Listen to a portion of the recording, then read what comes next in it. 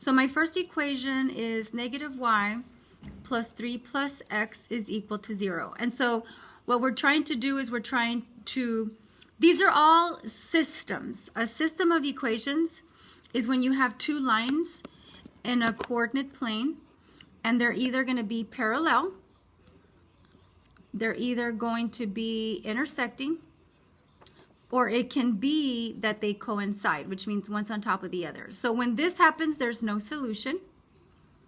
When this happens, there's one solution. And when this happens, there's infinite solutions. Most of these, just by looking at them, looks like they have solutions, so it would be like this one right here. So the best way to do it is just to graph them and see where they cross. But in order for me to graph them, I have to solve for y. So to solve for y means to move everything over to the other side of my wall. So I'm first going to start by moving over the x. So I'm going to subtract x on both sides. So then I have negative y plus 3 is equal to 0 minus x, which is a negative x. I still have to solve for the y, so now I have to cross the 3 over. So it's going to be a negative 3 on both sides.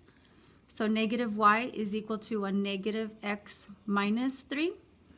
And then to solve for the y, I need to get rid of this negative 1 that's in front of my y. They're being multiplied together, so the opposite of multiplication is division. So we're going to divide everything by negative 1 so that I have a positive y is equal to a positive x plus 3. So all this that I did here was just solving for y, and that's basically the same thing that you're going to do for all of them, but the equations might be a little different.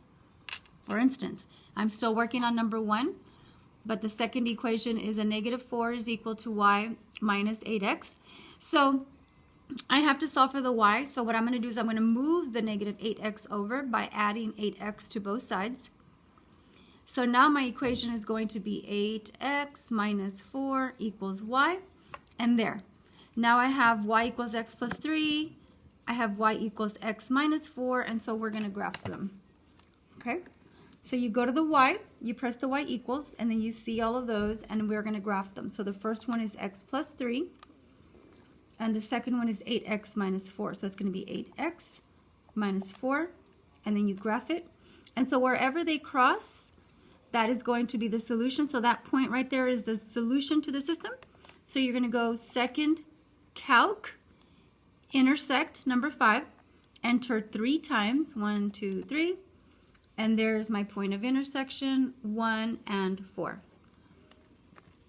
And so my answer would be C, like that.